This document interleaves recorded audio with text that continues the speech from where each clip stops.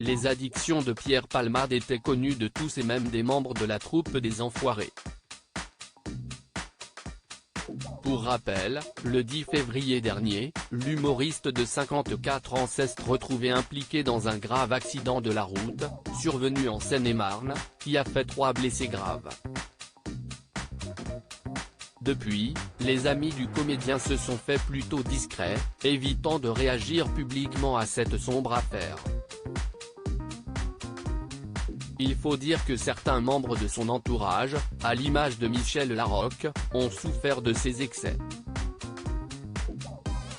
Pierre Palmade en avait conscience. Dans son autobiographie dite À mon père que je suis célèbre, parue aux éditions HarperCollins en 2019, il admettait avoir fait du mal à son acolyte de l'époque. Elle souffre parfois de me voir fatigué, euphémisme. Ceci dit, elle s'amuse aussi lorsque je lui raconte ce que j'ai fait pendant la nuit, racontait Pierre Palmade. Si Michel Larocque s'est souvent sentie impuissante face aux excès de l'humoriste, elle est tout de même restée présente pour son camarade. Et elle n'est pas la seule. Dans les coulisses des Enfoirés, Jean-Jacques Goldman a lui aussi été témoin des addictions du comédien. Pour autant, il a décidé de ne pas juger celui qui a rejoint la troupe en 1993.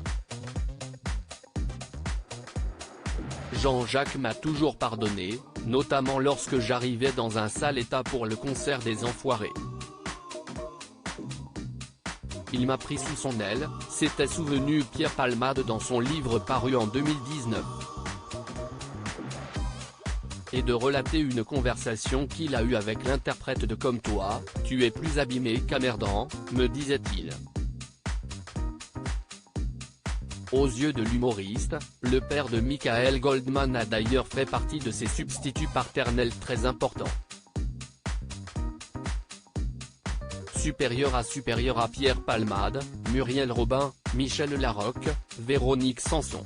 Les femmes de sa vie. Et quand Pierre Palmade se confiait sur son addiction à la drogue devant un juge, Pierre Palmade, qui est actuellement placé sous contrôle judiciaire, n'en est pas à son premier écart.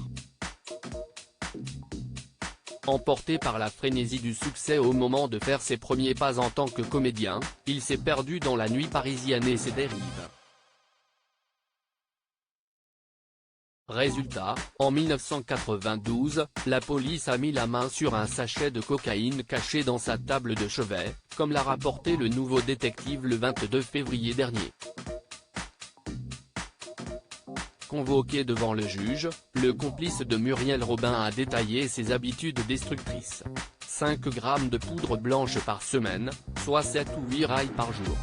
Suite à cette audience, le procureur a requis 4 mois de prison avec sursis. Des mots qui ont profondément bouleversé le comédien. Je m'effondre. Mon avocat se lève. J'entends sa plaidoirie dans un état second. Il plaide la jeunesse, la fragilité. Je ne sais plus. Il se passe 8 jours entre le procès et le verdict.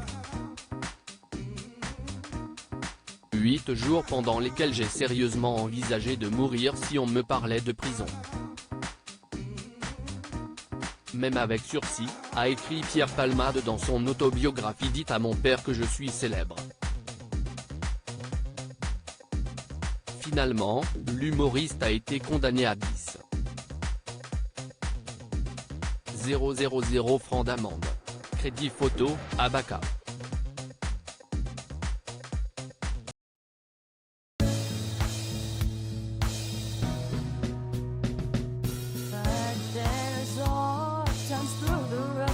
I think you can let me know. Sit down, sit back, let me help you out. Just step I gotta seek, so I see you out there's on your own, but you